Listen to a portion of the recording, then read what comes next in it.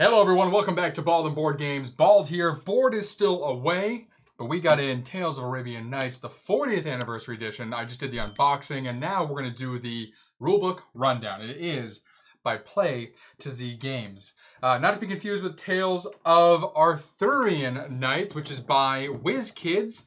They do play very similarly though. Make sure we're set there, good. Tales of Arthurian Nights has a little less randomness than this does here. They stayed true to form in here. Sorry for the sirens in the background. With the dice rolling and everything, it seems like. So we are going to do a rulebook rundown because there are some major differences between this and the other. So let's go in a little closer as we jump in here. Alrighty. So rulebook here is very, very skinny, so it shouldn't take long to go through here. I'm sure half this is solo. We're not going to go over the solo play. We're just going to do the main gameplay rules here. This is just some quality of life upgrades that they added to the game that I went over in the unboxing. So some hollow foil cards, some acrylic tile, some acrylic minis, actual minis, gold foil book, the board's better, tokens, dice, and dials. I don't know if the dials are needed though, because I think the tracks are along the side. I don't know. Like, these two feel redundant. These are upgraded for the tracks on the board, but these are dials so you don't have to use the tracks on the board. I guess it's so you have your choice of options. But the book here, if we look at that, that is a gorgeous book. Has a little bookmark too, so put that off to the side. We'll definitely need that in a moment. The matrices, the big difference between this and Arthurian Nights is this matrices. It does not have one of these in Arthurian Nights. It purely relies on cards. So this has more of a reference situation. Very old school board gamey, and this is the book of solo tales, so we're not going to be going through this today because it's for solo. Put off to the side. Boom. Everything else in here. I will move this over and I'll take stuff out as we need it, but first we're starting off with the rule book here. Okay. In Tales of Arabian Nights, you are the hero or heroine in a story of adventure and wonder, just like those told by Scheherazade to her spellbound sultan. You will travel the land seeking your own destiny and fortune. You will learn stories and gain wisdom to share with others. You will be the first, will you be the first to fulfill your destiny? The next tale is yours to tell. This, of course, a winner in Tales of Arabian Nights, but the true joy of the game is enjoying the unfolding and telling of great story.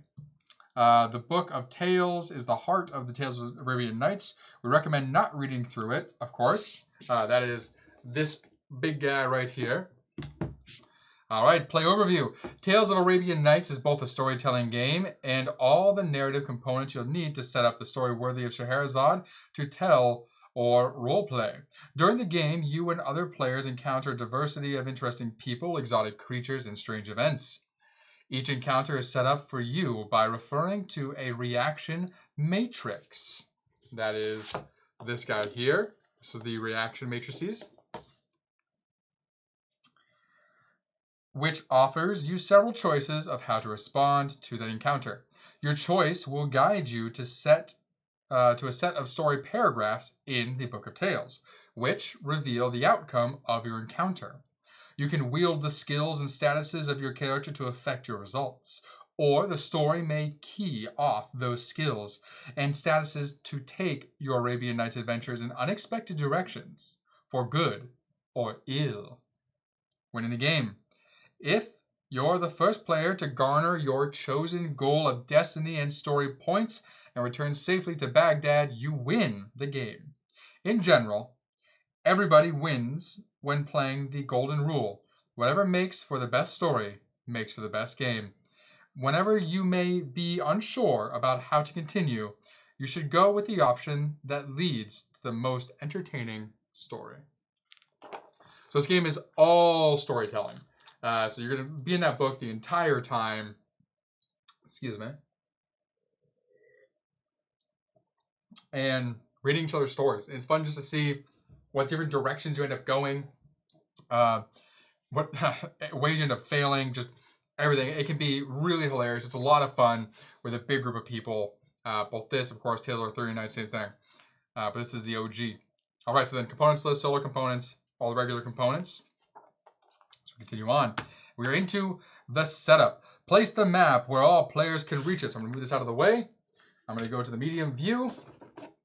What's nice about this upgraded edition is the map is significantly smaller, from what I remember, than the original. Like, all the places I think are still there, but they made the actual footprint much smaller. We'll go about the top here. There we go. So, the map. Okay. Each player chooses a character and takes the matching player board, character standee, destiny point, story point, wealth level, origin, destiny, quest, and outlaw markers. All right. So, in the box here, like I said, I'm just going to take things out as we need them. You have your characters to choose from. You have Alibaba, Zumarud. I'm going to say these names wrong, potentially, so excuse me. I don't know how to pronounce them. Aladdin, Din, Al, Sinbad, Scheherazade, and Ma'aruf. I don't know. So those are your 6 characters to choose from. We're going to go with Aladdin and Scheherazade for this rulebook rundown. We'll put these off to the side for now. Boom. So we have our 2 characters. So let's put them. Can I put them right here? Will you still be able to see them? Yes, you will. Kinda. That's fine. All right, so we have our 2 characters. Put them right there. So we need their pieces now. So again, this does come with these dials here, which also keep track. They go to 20, just like these tracks do. So I think you can either use the dials or use the tracks. It's probably your preference. I'm going to use the tracks because they are more fun. Let's get all of our stuff out here. Okay. This game does come, or sorry, this edition does also come with miniatures as well. Little minis you could use on the board if you so felt inclined, which is kind of fun. They're all right. They're very small, hard to see. I think the acrylic standees are significantly better. There's Aladdin and Scheherazade. I went through and, of course, organized all these, punched them out, put them in baggies beforehand, so you did not have to watch me go through and do that. I'm just throw all this back in the box so it's out of the way here. And lovely. Okay, so in this little baggie or on your punch boards, wherever you have your stuff, you will have a couple different things. You have the acrylic standee here. So it has a little base, slot in there, stands up. Very, very nice. For the sake of this rulebook rundown, I'm going to lay them flat so you can see what's going on. So I'll put him over here on his board for now, and I'll zoom in as I need to for points of interest, so that way you guys can see easier. All right, so then you should have 3 quest tokens. 1, 2, and 3 quest tokens. Put those on his board as well. Boom.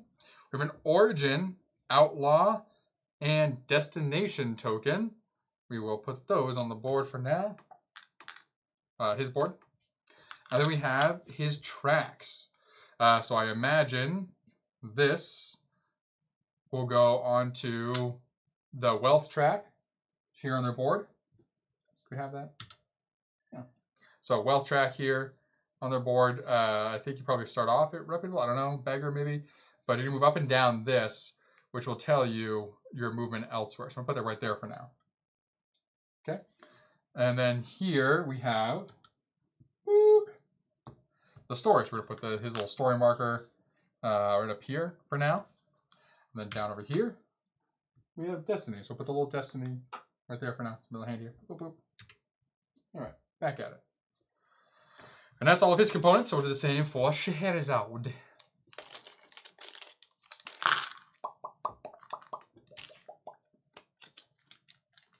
Get in there, Scheherazade. Go, Scheherazade. Put it over there. Quest tokens. Origin, destination, outlaw. And all her pieces I'll put over here. And one up here. And hers on her track up there. Boom. Okay. So those are all their markers. So place your character on the board in the Baghdad space. So right in the middle, there were 2 characters. In Baghdad. Okay. Place your destiny and story point markers at the start of the respective tracks. They are, and they are not on the 1, they are off, so you have 0 right now. That's why they are where they're shown. Place your wealth level marker on the poor space of your personal wealth tracks. That's going to be the start. Hey, it says start on there, and poor. Cool, like that. Here we go. Right below respectable, but just above penniless. Shuffle the treasure cards and place them face down near the board. Let me find the treasure. Yeah, let me just get all the cards out right now ahead of time here. Everything except for this solo. Because obviously we don't need this solo. Boom, statuses. So encounters. On the bottom? Yeah, on the bottom. Boom. I think we do need time of day stuff. I think this is all solo here. Solo. Yep. Okay. That's all solo. Cool. All right, so right now it's saying to shuffle the treasure cards and place them down near the board. So we have all of our treasure cards here. So we'll definitely gotta sleeve these. These cards get shuffled a lot. I don't want the artwork. I was saying gorgeous artwork because I flipped to like what looks like a sweet potato, but all this stuff is really cool. I don't want it to get all dinged up if I can help it. All right, so that's shuffled, and it says near the board. We'll follow the diagram. Treasure. We're gonna go this way though. Treasure, like that. Okay. Shuffle the quest cards into a deck. Deal 2 quests face up to each player. Each player will choose 1 quest to keep and discard the other to the discard pile. Place the rest of the quest deck face down near the board. Okay. Quest deck. And actually, I think I'm going to switch my stuff a little bit because we're going to be going up the side here with these cards. So I'm actually going to move the characters over here. Boom, right there. How we doing? Just on the board. Lovely. You don't really need to see the character boards. I'm just trying to keep everything in view as much as possible right now.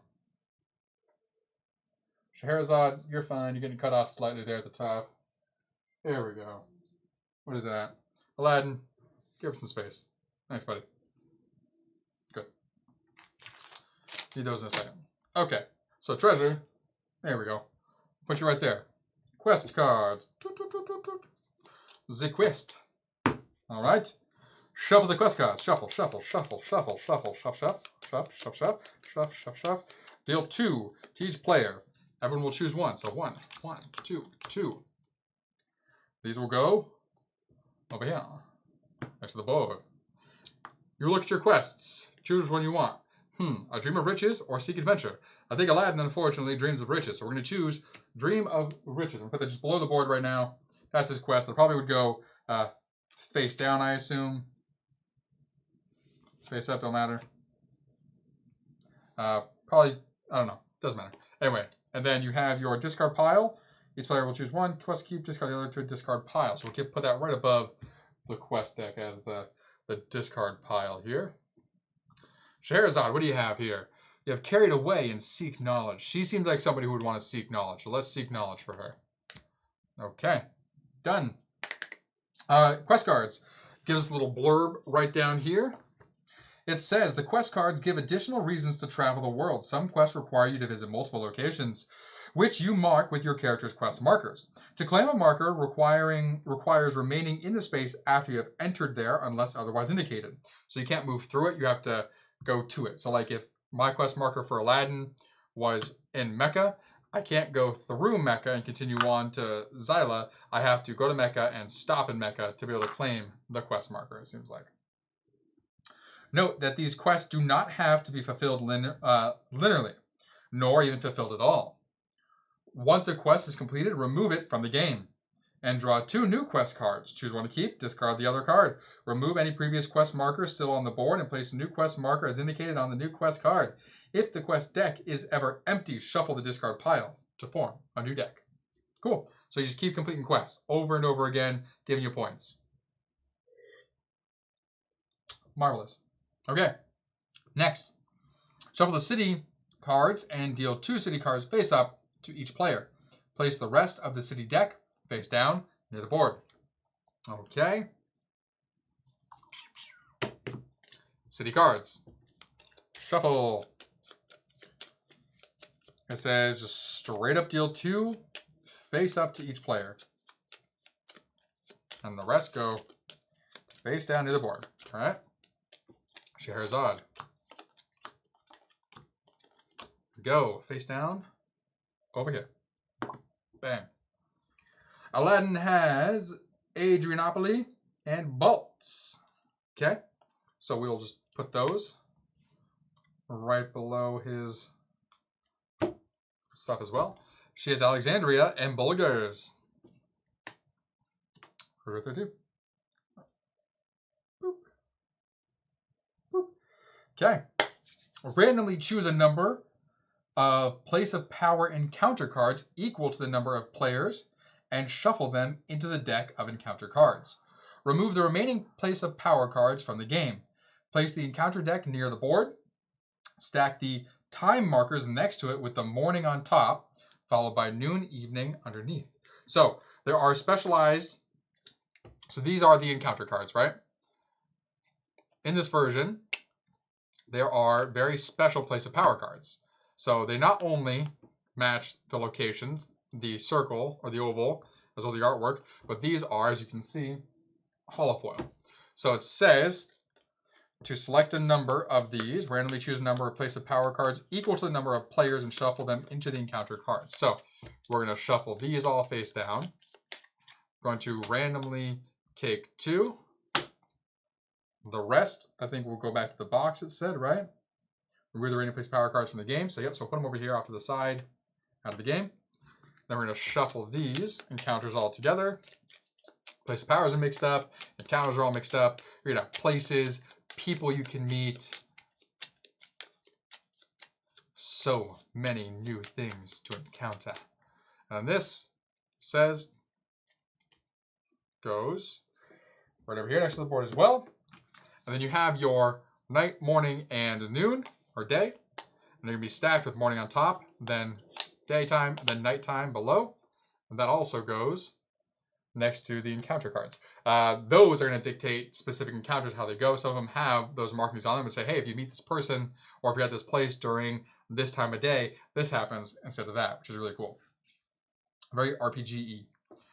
Sort the status cards by type and set them face up near the board. Place a pile of status markers next to the status cards. So I'm not going to go through and do this with you on camera because there are a ton of these status cards. So these would all be sorted face up. So all the wounds together, all the cursed, bestial, disease, all of these would end up just kind of together and near the board. So I'm just going to kind of put these over here for now. The top of the board. Put them off to the side. Put them back here. Where can you see them? We'll put them right here. Status cards.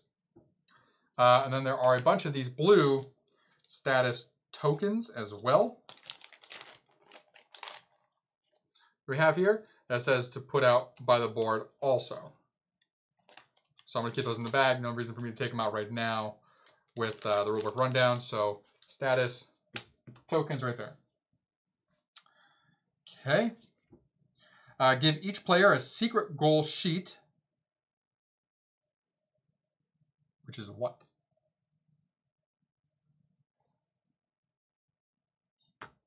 Those did not come in my game. Interesting.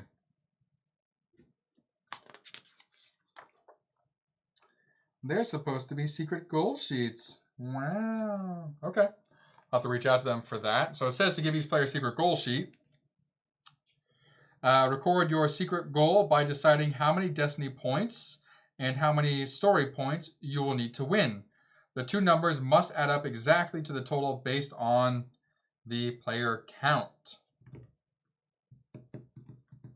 Huh. That is hilarious. That there is no secret goal sheets. It's on the back of these. Nope.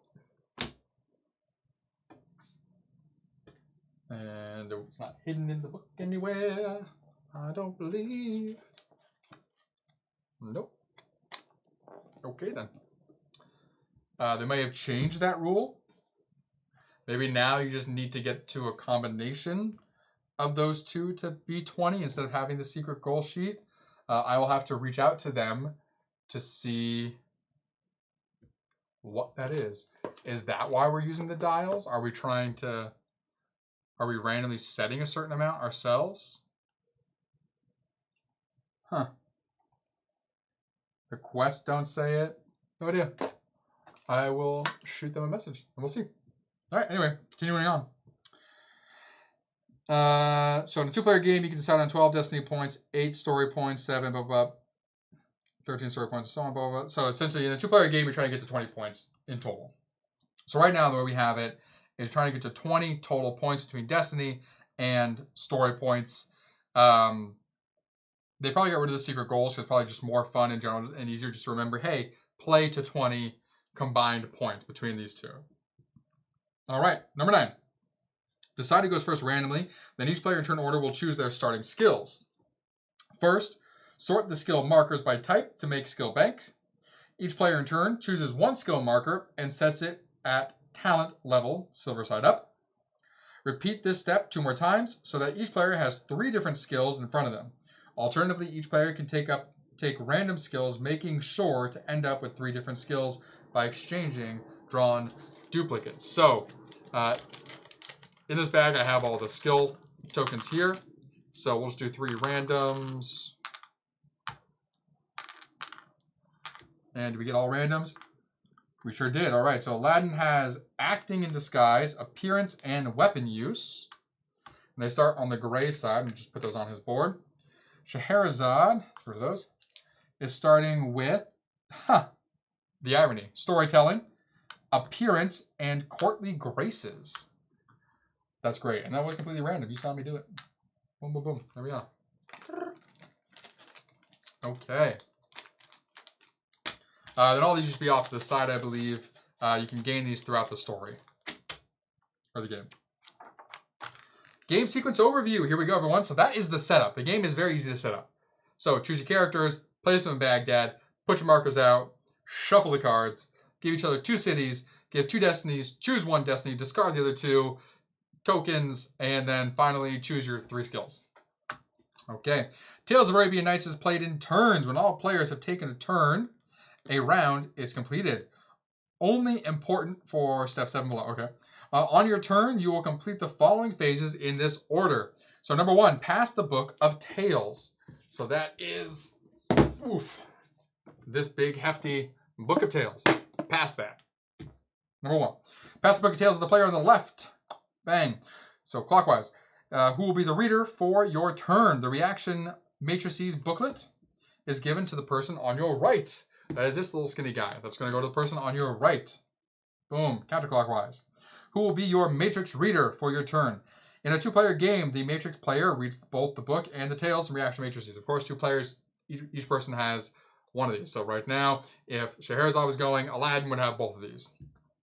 Number 2, check treasures and statuses. If you have any treasures or statuses that will affect your turn, announce them now.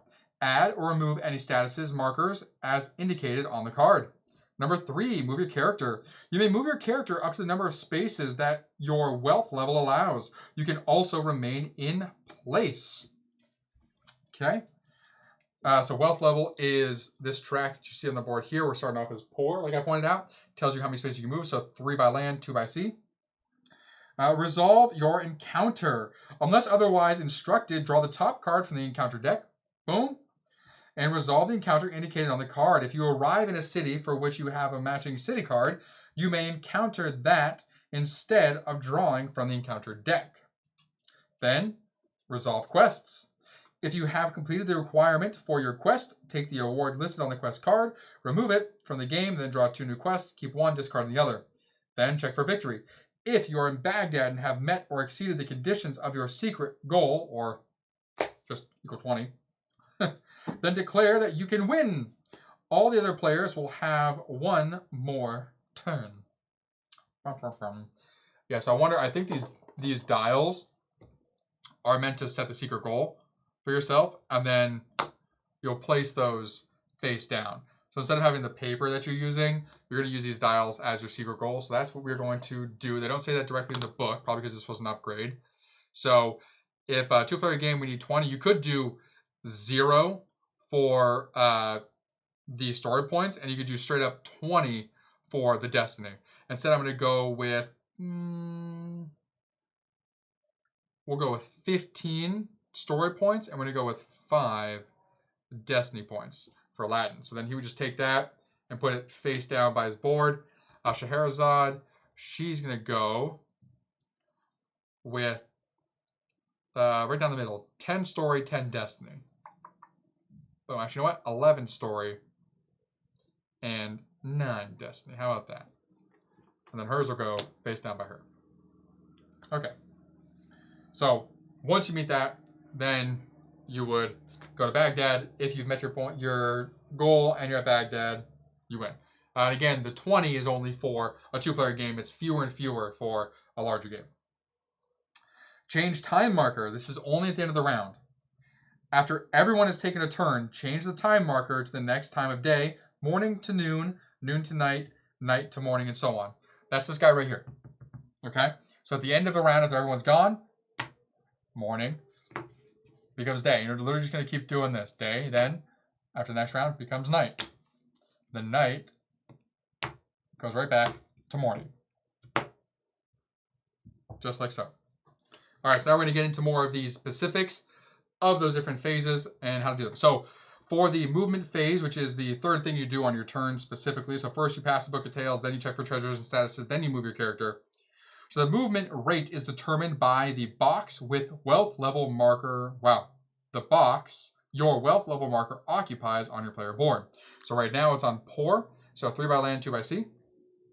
Below each box, both land movement and sea movement are their rates. So your character may move as many spaces on the map as your movement rate or less, or not at all.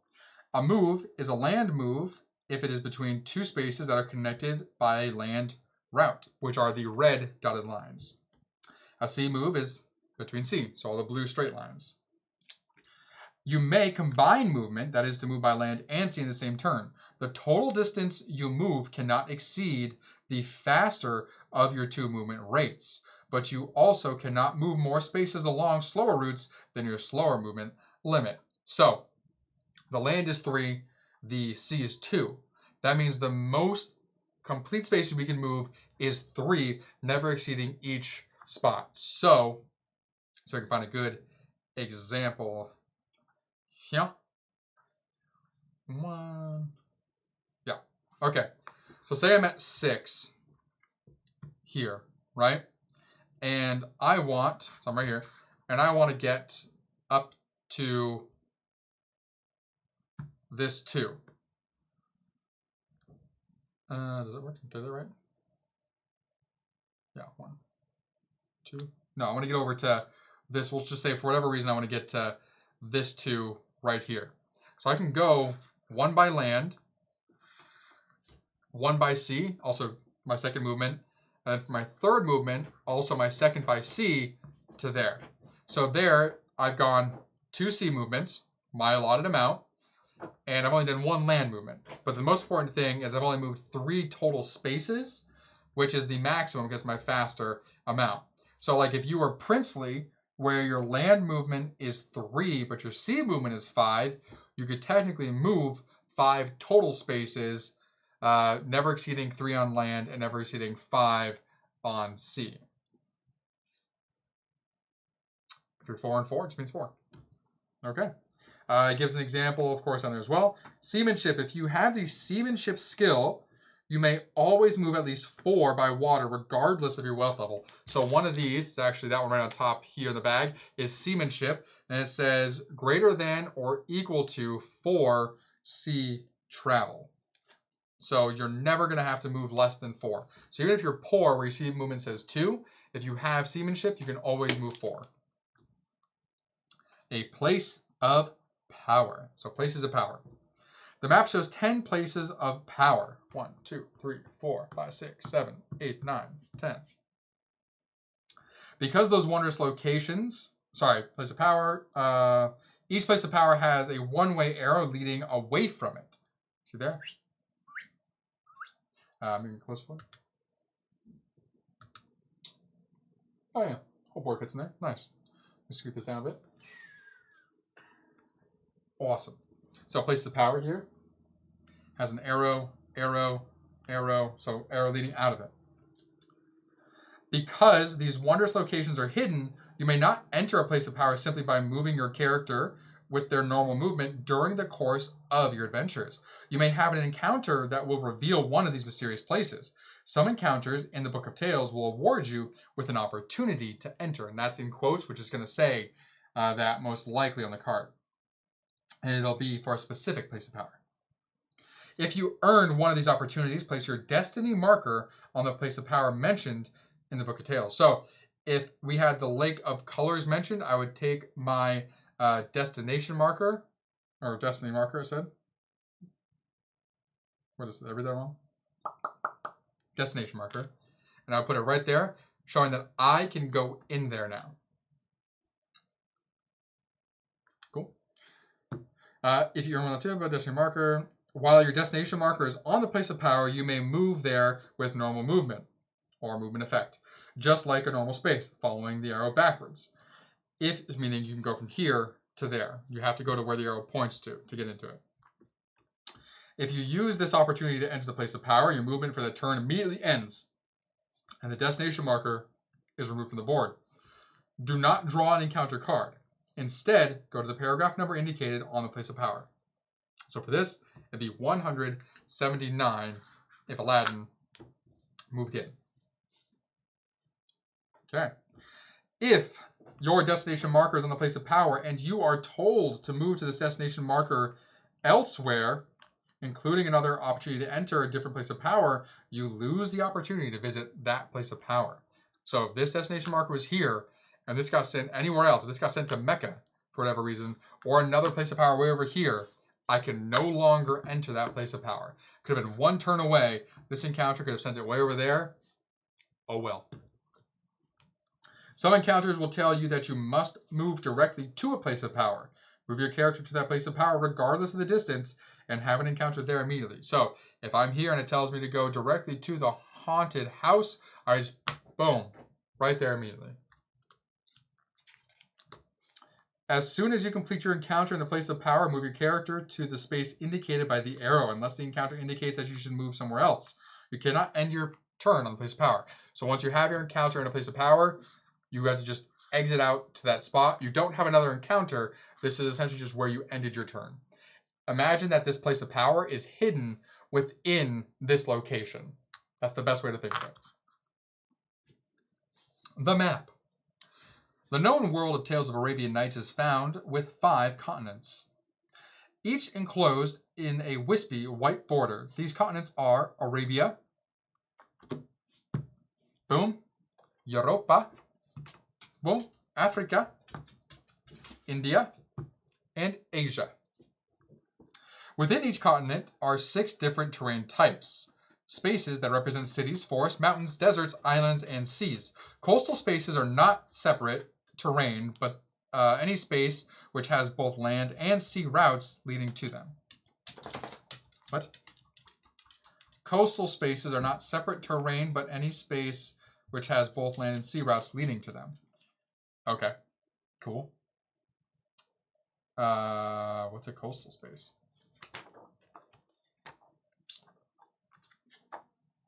Sea, city, forest, mountain, desert. No idea. I guess maybe that's just all of these, the sea spaces. Must be. All right, whatever. Also found in these continents are magical and mystical spaces called places of power. These too are not terrain spaces, but hard to reach places that offer wealth, wonder, and woe.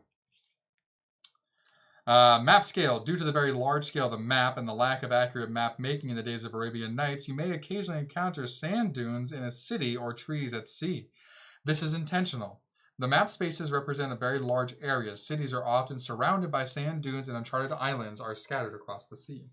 That's fun. So offering a little bit of insight into their design of the game.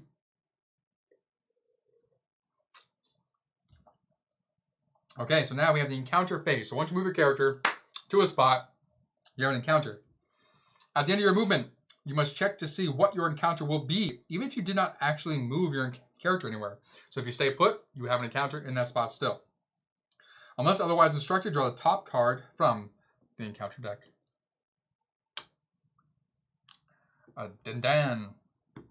Important. If you end on a space in a city for which you have the matching city card, so if I was in Vaults, you may instead choose to play the city card instead of having a normal encounter, which we'll go over what that means shortly. So, an encounter may give you a free move or magically transport you to another space. In this case, you do not check for a second encounter unless the new space is a place of power. If you move to a place of power, then the reader continues with the paragraph on the place of power. Okay, cool. When you have an encounter, you will face some challenge or opportunity and decide how to react. Your choice, along with your skills and statuses, will determine how you are affected by the encounter. Another note, you are considered to have a successful encounter if you finish your turn in the same space as the encounter, unless you end up lost, imprisoned, or dead. So it's always a success if you end your turn in the same space as the encounter and you did not become lost, imprisoned, or dead. Encounter cards. There are 3 kinds of cards in the encounter deck: places of power, terrain, and characters. So let's pull these out now. So places of power, character, and terrain. Let me get a different character though. I think we're going to want that for the example. We'll go with the hag. There we go. That's a character. So terrain shows terrain. Character has a person with the morning, noon, and night, and place of power. The place of power encounter cards. If you draw a place of power encounter card, you are taken directly to a paragraph number.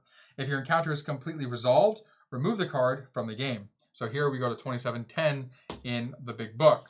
And it says on there, after resolving the paragraph, remove the card from the game. It's just out. Terrain encounter cards. This here. If you draw a terrain encounter card, you must determine what kind of terrain your character is in. Refer to the terrain key map. So here, I'm on the orange. So I'm here, which is the N. Okay. At the bottom of the card, you will find a paragraph number for each type of terrain. The reader finds the paragraph number shown in the Book of Tales. Read the paragraph indicated by the terrain. If it is an N, like we have here, you have encountered what is illustrated on the card and will be directed to the reaction matrix N to choose a reaction. All right, so we have an N here. So it tells me to go to the N section, which is here. It's the magnetic mountain. So I believe we're going to find magnetic mountain on here. As we see that right there. Magnetic mountain. And then I can choose to avoid, pray, attack, bargain, examine, enter, seek aid, or give aid. Then it has a bunch of paragraph numbers there as well. Whereas if we were on, say, the green terrain, which is a 5, we would go to the Book of Tales, find entry number 5, which is right here in the 1 through 12 section. So, what happens when we find entry number 5? If you are not in a terrain space marked with an N, you have a normal encounter as directed by the paragraph number given for the terrain space you're on. After you resolve the encounter, you may discard the card into the encounter discard pile or keep it. If you keep it on any subsequent turn, you stop on a terrain space that matches its terrain with an N. During the movement phase, instead of drawing an encounter card, you may discard this card into the encounter card discard pile to encounter the card using reaction matrix N. Oh, that's cool. So if we encountered 5, right? After doing the encounter, I can choose to discard this, or I can keep it. So if I ever got to an orange mountain area, instead of drawing a new encounter card, I can instead choose to encounter this N location, the magnetic mountain. Sweet. No, on rare occasions, you are moved into a matching terrain space by some means and you are allowed to draw another encounter card. You may instead use a terrain card. Cool. Character encounter cards. So right here, the Hag. If you draw a character encounter card, refer to the time marker, morning, noon, or night. So right now it's on morning. The encounter card will direct the reader to various paragraphs in the Book of Tales based on the matching time icon shown on the card. So here, morning says 86. So we go to the Book of Tales and go to entry 86. After the encounter is discarded, discard the card into the encounter discard pile. City cards. So, city cards. City cards give you an opportunity to earn special rewards if you can reach a specific city during your travels. During your movement phase, if you end your movement in a city space that matches a city card you have, instead of drawing an encounter card, you may play the matching city card. So I have the Balts. So where are the Balts? So if I was up here, if I ended my turn on the Balts, I could, instead of drawing an encounter card, use my city card. So you're going to immediately roll a single die. One of the numbered ones. So I got a 2. Of course I did. Nick roll. Sometimes the award of the city, and receive the reward indicated. So 2 says lose any statuses you wish. All right, so 2 is good here. On the Balts also, you have received 1 treasure, encounter a mad wizard, encounter a thief, gain 3 on the wealth track, up to a max of princely, gain courtly graces, plus encounter barber N. Cool. Sometimes the award of a city will name an encounter. These special encounters either list a paragraph number from the Book of Tales or a letter matching a table and the reaction matrices. If you get one of these results, refer to the Book of Tales or the reaction matrices as indicated. You must resolve the special city encounter, even if you already had a normal encounter in the same turn. If you did not have an encounter due to a die roll, then after receiving your reward, encounter the paragraph number printed on the bottom of the card. Well, if you did not have an encounter due to the die roll, then after receiving your reward, encounter... Okay, so here too, I got rid of a status, then I would do encounter 70. Once any encounter from the city card is resolved, discard the city card to the city card discard pile and draw another city card. If the city deck is empty, reshuffle the discard, form a new deck. So on here where it says Mad Wizard 0, Thief 106, that's telling me where to go in the book. You're not going to search the encounter for those cards. You're going to write to, like, for Thief 106, I'm going to find 106, and it's a thief, and then I go through the process there. For Barber N, I'm going to go to the N matrices again. On here, I would find Barber, which is the second one down, and then my reaction to the Barber. I don't know how you would have more than one encounter, though, before using the city, because it said you play the city card instead of drawing an encounter card. Oh, cool. All right, so resolving encounters. Here we get to some meaty goodness.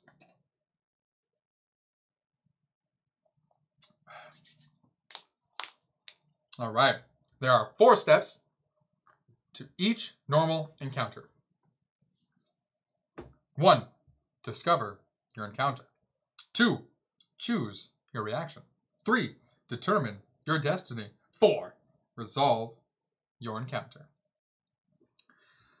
So number 1, discover your encounter. The first paragraph the reader turns to will usually be an encounter chart. Each encounter chart shows 12 numbered entries. You now roll 1 die and add the value of your die roll. So it says roll 1 die. So we'll go through this with, we'll say the Hag. Why not? All right. Hag mornings, we're going to go to 86 in the encounter booklet.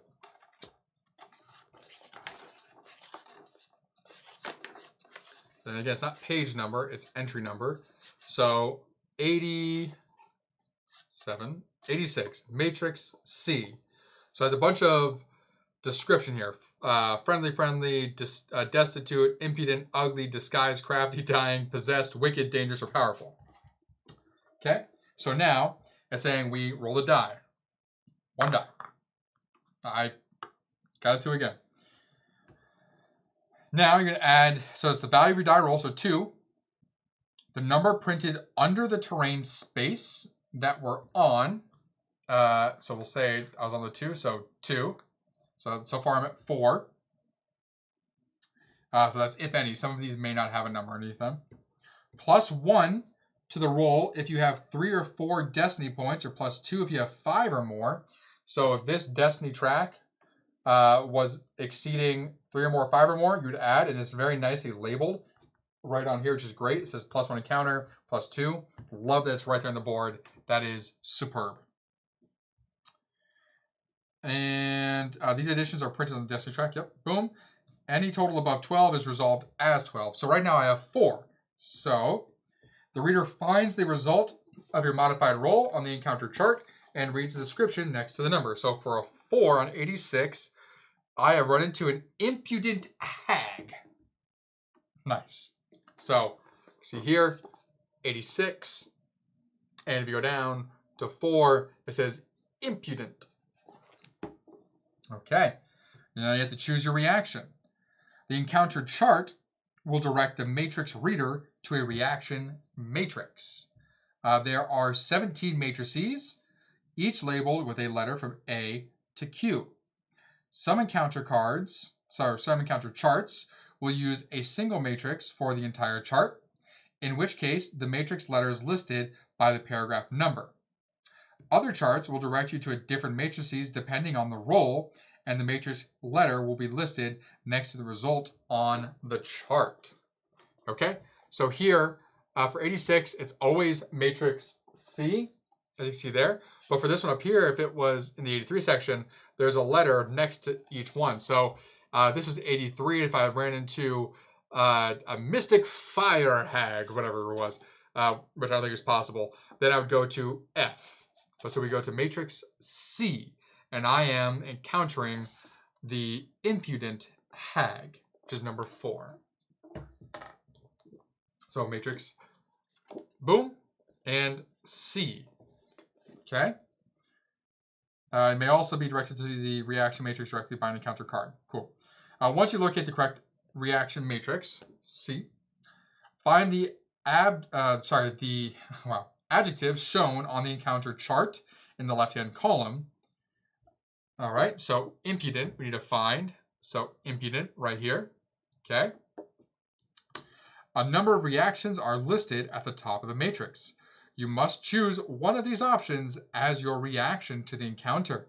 The matrix reader will read all options aloud, and you must choose how you will react to the person, event, or creature you have encountered.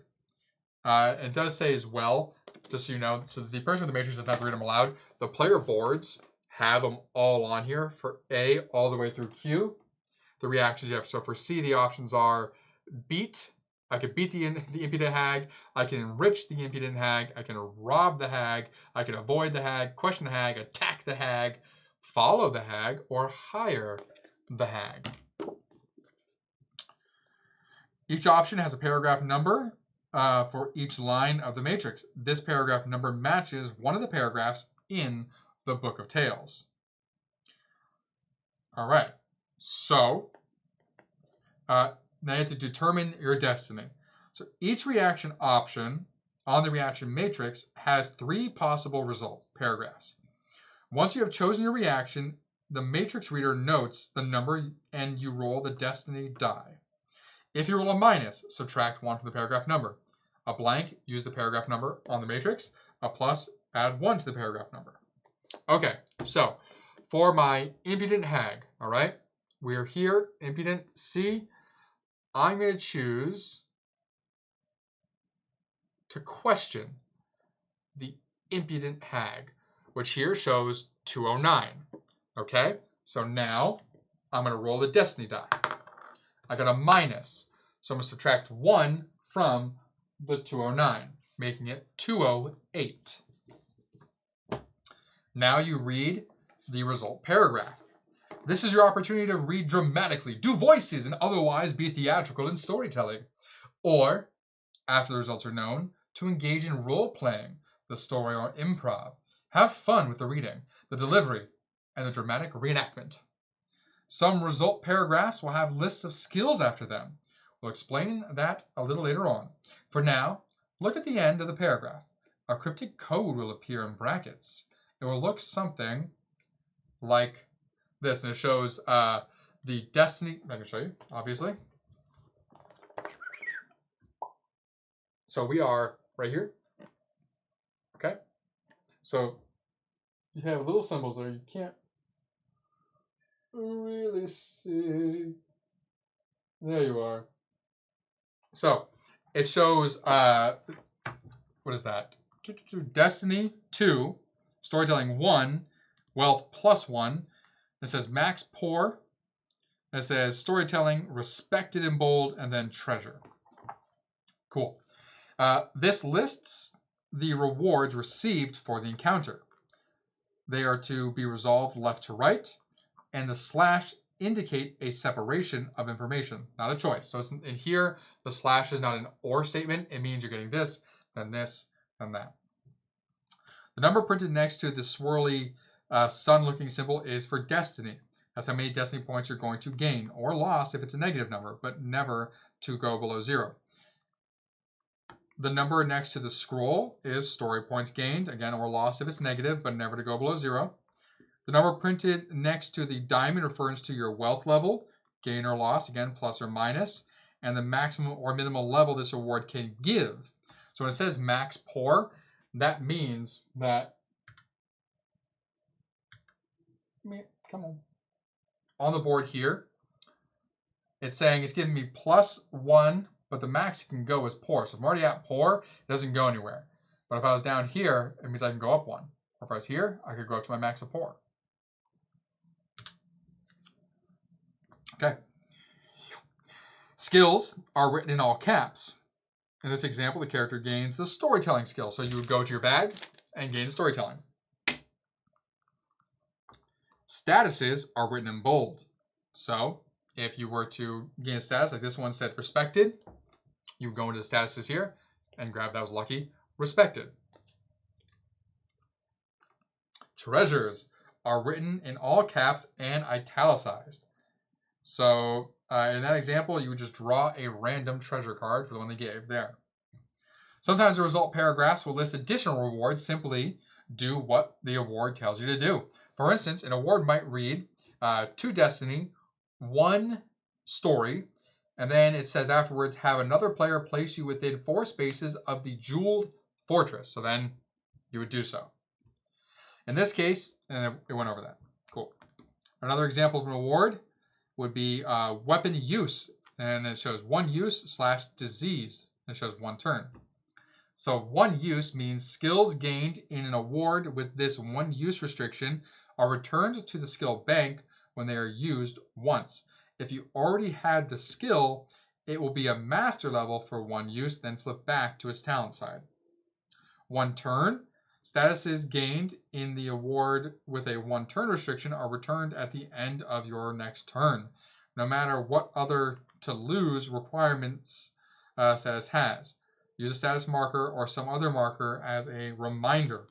The other, so a note on the word other in the Book of Tales, since many paragraphs are used for encounters with multiple people or creatures, the specific person or creature is often not mentioned. The word other is used instead. Suppose you were directed to a result paragraph while encountering an Ifrit. It reads, on your words, the other says, if you would truly honor me, you would grant me your aid. Since encountering an Ifrit, you would read it as, on your words, the Ifrit says, if you would truly honor me, you would grant me your aid.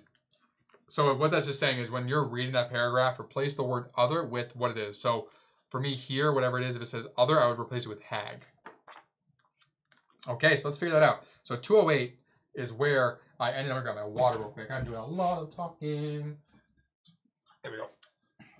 Just having a spot of wine a moment ago.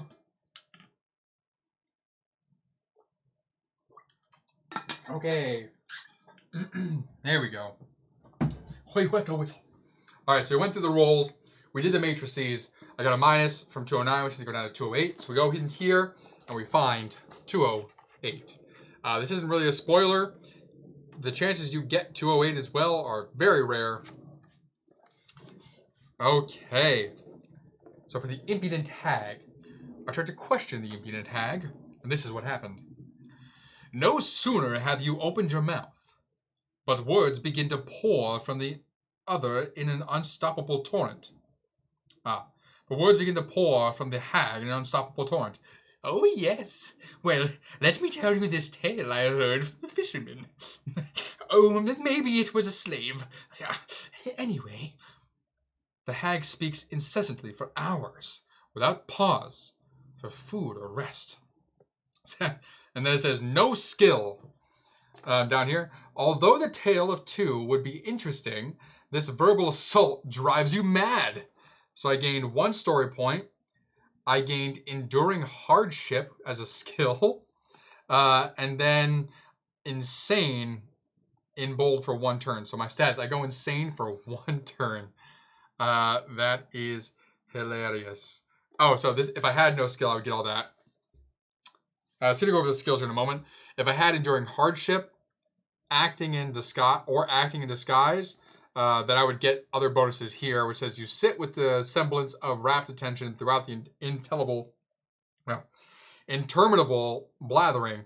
Your host is immensely pleased by your receptiveness, and when finally they finished, they present you with a great treasure, saying, I have been so lonely. You were forced to stay and listen in such a long time. You gladly take the gift as due payment for your suffering and go on your way. So here, instead, you would have gotten 2 destiny, 2 story. You would have gotten the skill courtly graces and a random treasure. Cool. So skills you have matter, potentially for the situation, but you never know what skills you're going to need because the situations are so random. So, which brings us to skills. At the beginning of the game, all of your skills are at the talent level, which is the silver side.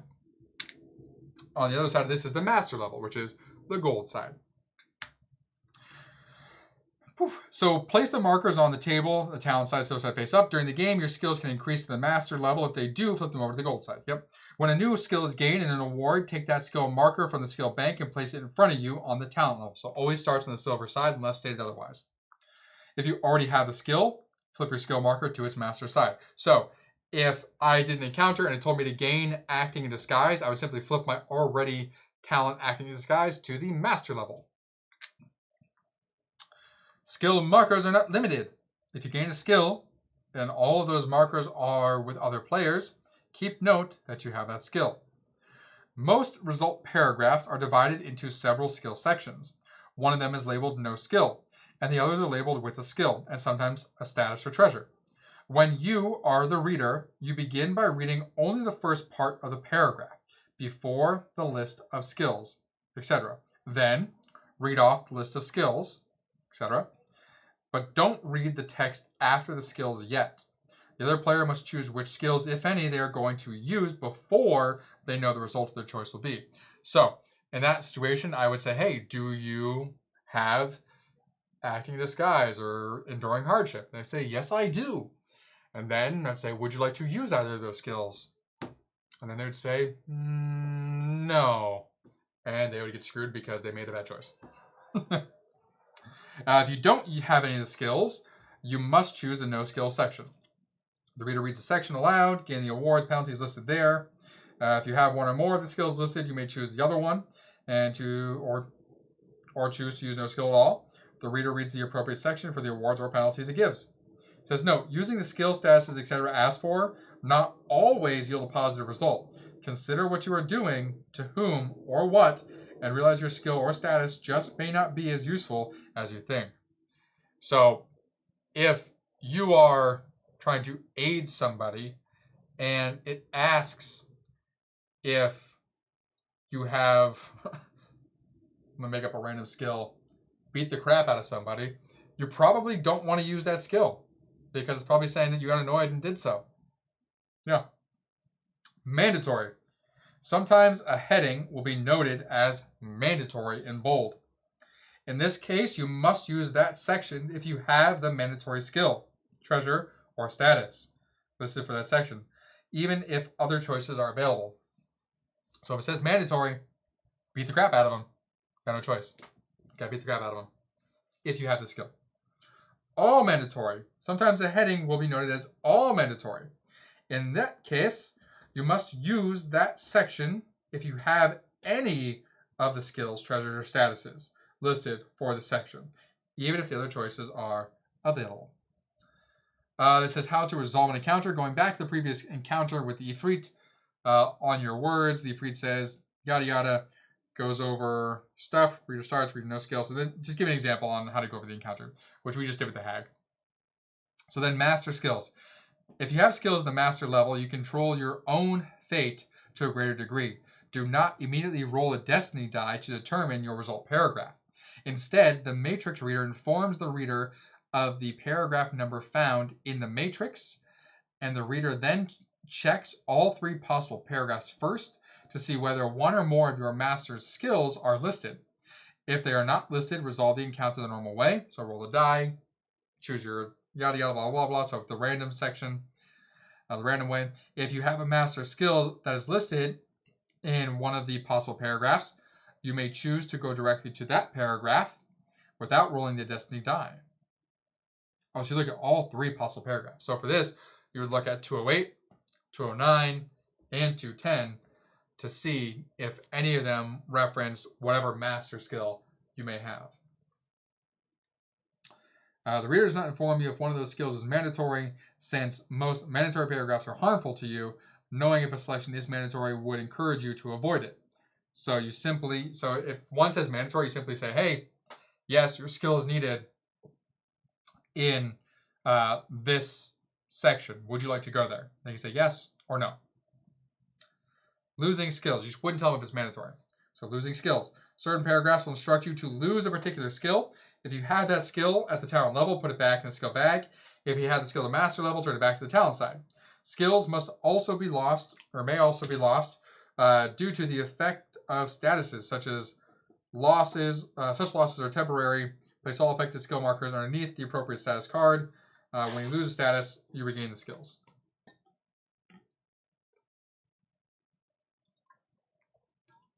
So that was saying, so if wounded made me lose, which it does, weapon use, you simply take the skill and it would go under the status card. There, to get rid of wounded, you get that status back. Or sorry, when you get rid of wounded, you get that skill back. Statuses. When something out of the ordinary happens to your character, such as being turned into an ape or becoming an object of someone's affection, you receive a status. However, you cannot receive the same statuses you currently have. Ignore that result / effect and do not reset any status markers on the card. Status cards are not limited. If you gain a status and no card is available, just keep track of its effect by using another player's card for information. Effects of statuses. When a status is acquired, read it aloud. Immediately resolve any effect listed on that card. So, for example, you receive the Robe of Honor. The status card states you immediately gain 1 destiny, the respected status, and the wisdom skill. You need to keep an eye on other players and remind the reader if there are any statuses in effect. If a player takes an action that ignores the effects of the status and no one catches the error before the end of their turn, then it's too late to change and the action stands. So no mulligans the other way. Statuses can be lost in several ways, including as part of an award. Most times the status itself will indicate on the card what is required to lose it. Status markers. Some statuses, mostly negative ones, gain status markers on them when certain triggers happen. The status card will indicate a number of status markers needed to make you lose that status. Some status cards will use status markers to keep track of various things. Cool. Those are these blue guys here. Okay, almost there, guys.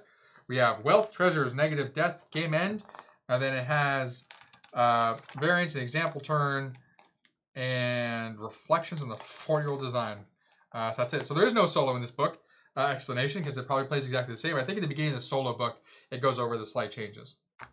Okay, so wealth. Your wealth level represents how rich you are. Okay, cool. Yeah, duh. Your wealth may never exceed fabulous. Fabulous! If you have princely wealth and own any treasure, then the next time you gain a wealth level, regardless of the stated maximum gain, you become fabulously wealthy. Okay. If you have fabulous wealth, and therefore at least one treasure, and you lose your last treasure, your wealth level drops to princely immediately. Can never exceed... Oh, so if you're princely, and you own any treasure, the next time you gain a wealth level, regardless of the stated maximum gain, you become fabulous. Okay, got it. So if you're on princely here and own a treasure, the next time you gain wealth, you can ignore the maximum and you go to fabulous. If you're already at fabulous and you lose your last treasure, you immediately drop to princely. So it seems like the only way to get the fabulous is by having treasure or gaining treasure. Cool. Your wealth level may never fall below beggar, which is at the bottom. If you are a beggar, can't be a chooser. Any instruction to lose wealth level is ignored. Of course, you may not choose to voluntarily spend a wealth level if you are a beggar. Duh. And let's go to treasures next. When you are awarded a non-specific treasure, draw a random treasure card from the top of the treasure deck. Let's give it to the hag here. Treasure card. Magic tunic. Cool. The treasure card top of the deck, blah, blah, blah, and place it face up in front of you. As long as you own the treasure, you receive the benefit described in the card. So here the magic tunic says on your turn, you may discard the tunic to receive the married status. Oh, damn. If you are awarded a specific treasure, such as ion gems, look through the treasure deck and its discard pile to find the appropriate treasure and place it face up in front of you. If someone else already has the treasure, take it from them. They are out of luck. That's hilarious. If you took it from them in the treasure deck, shuffle the treasure deck. Or sorry, if you took it from the treasure deck, you have to reshuffle the treasure deck because you just looked through it. Some treasures indicate they must be discarded to be activated. Place these cards in a discard pile. Should the treasure deck run out, shuffle the treasure discard pile to form a new treasure deck. Treasures can be sold wherever you are, wherever you end your turn. Wow. Whenever you end your turn in a city, after your encounters, if any, or resolving a city card, if any. If you sell a treasure, discard it to gain an amount of wealth levels printed in the gold coin on top of the card. Okay, so 1. So if I sold my magic tunic at the city, I would gain 1 wealth level. Cool. Noting the maximum wealth level you can gain printed on the bottom of the card, up to a max of respectable. All right. Easy peasy. Nice. Negative points. If you are given a choice that would require you to lose more destiny or story points than you currently possess, you may not do so. You can only act on the choice if you have the required number of points to lose. So if something says move to this location or draw a treasure but lose destiny, if you have 0 destiny or not enough destiny, so if I'm at 1 and I need to lose 2, I cannot choose that option to draw a card. So I don't have enough to lose. You have to be able to pay the entire amount. Death. There are times in the game that your character can die. That's just the way things in the world of Arabian Nights work. Fear not, however, as your character's brother or sister will take over for your quests. If your character dies, move back to Baghdad. You must also remove your origin, quest, and destination markers from the board, reduce your wealth level to poor, and lose all statuses and treasures. You do get to keep your skills, story points, and destiny points. So you lose all your items, you keep your skills, story points, and destiny points. Go back to Baghdad, restart. Game end. If you've collected enough destiny and story points to meet your secret goal, you must return to Baghdad in order to win. So once you get everything you need based on your secret goal, boom. So I put 15 and 5 here. So we'll say for Aladdin, this was at, we'll say 17, and I just got to 5, maybe 6, sure. I had to get back to Baghdad to be able to win. Once you reach Baghdad, announce that you are going to win. Uno. All the other players each have one last turn to try and complete their goals and reach Baghdad as well. At the end of this turn, the last turn, any player in Baghdad who has met their secret goal can win the game. So all the players can have one last turn to try and complete their goals. So one last turn, I assume, does not mean one more round. I assume that means if I'm, say, if we're playing with 4 people and I'm the second player, 3 and 4 get to go, then 1 gets to go one more time. That way everyone had one more turn to try and get there, which means that, number 1, we get 1 additional turn. Crazy. If more than one player with enough destiny and story points wins, enter turn to Baghdad during the last turn, the tied player with the most statuses wins. So whoever has the most of these status cards ends up winning if you're tied. If there's still a tie, then the story is even greater as the win is shared. Wah, wah. So you can play a longer, which is a classic game. You can play the original way where your secret goal must add up to 20 no matter the player count. Okay. You can play a timed game. So choose how long to play, and when time is up, the winner is the one closest to the secret goal. Ties go to players with the most statuses, then most skills. If still tied, share the victory. Okay. More ways to play. You can visit Play Z Games. Solo game. There's a solo book with rules for that. There's an FAQ here as well. Imprisoned. So it says if you are imprisoned in the city, you cannot sell treasure or play a city card. Also, if you are imprisoned in any location, encounters in that location are not successful unless you are no longer imprisoned. Like I said earlier, the map, Baghdad, the city of peace, is a city for all game purposes. City of brass is not. It is a place of power. Okay. Seamanship and crippled/diseased. Having the seamanship skill automatically increases your normal sea movement to a rate of 4.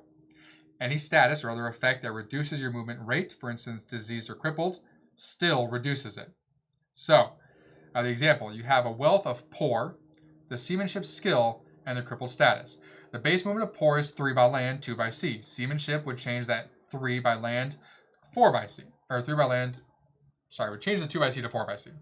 Crippled then reduces your total movement to 2 by land and 3 by sea. Thus, you would be able to move across 3 spaces, no more than 2 of which by land. Cool. Quests. When does a quest begin? A quest begins at the start of the next turn after you receive your quest card. Either at the beginning of the game when you have completed an earlier quest. What? So it begins at the start of your next turn after you receive the quest, either at the beginning of the game or when you've completed an earlier quest. A couple of quests move to another space when the games begin. Wow. A couple of quests move you to another space when they begin. You should do this at the start of your next turn or at the start of your first turn if it's the beginning of the game. Gaining rewards from story points. Hitting certain levels of story points brings additional rewards. For instance, an additional wealth level if you reach 3 story points, which it does show right there. Even if you lose story points in a later event, you keep this reward. However, you do not collect any such reward more than once. You can only receive a particular reward once per game. I believe that is it, folks. Yes. There is an example turn. It's kind of cool. Close up, nice. Credits, reflections on the 40-year design journey. And then a quick start guide, which is incredible on the back here. Goes through setup real quick. And then it has your turn on here. It has talent, master, and then that reference there. this is super handy. Okay. Well, everyone, that was a lot of talking for one person. Normally, we obviously do this together and split the talking, but I don't know where he is. No, I do. He had a little vacation. He'll be back this weekend. Well, when you watch this, he's already back. So, Tales of Arabian Nights. Looks like they definitely added some improvements to some things, like the wealth track. Being able to get more wealth, I think I remember being very difficult. So being able to sell your treasure to get wealth, I think is really cool. Yeah, just the design overall looks much better, much more clear. All the cards, I still like that there's so many different varieties of cards and everything. I don't really like that they say that there's no limit to these, but then they don't give you 6 of each just in case. I like that in Tales of Arabian Nights, you had a piece for every single person. I think there's like a card or something that's missing that I still want to see if I can get from them, which again isn't a big problem because the likelihood that you're all going to have the same stuff is very unlikely. So this won't be a problem either. We will probably house rule it to where if the token is not available, you can't learn the skill. Or if it is available, you take it from someone else. I don't know. We'll figure it out. But thank you for joining me here at Bald and Board Games as I gave you the rulebook rundown for Tales of Arabian Nights by Play to Z. This is the 40th anniversary edition. Very excited to jump in with everyone, do a bunch of weird, fun voices, and just have at it. We think the month of April is going to be our story month, so that's probably when we will get this to the table for you. And yeah, so join us then. Please be sure to subscribe here on YouTube. Also follow us over on Instagram as well to keep up with what we're doing, when we're doing, how we're doing. We'll be at Gen Con again this year, so you can see the content there. And if you're at Gen Con, be sure to find us and say hi and get a picture. Alrighty, thanks for joining me here at Bald and Board Games. I am Bald, and I will see you at the table.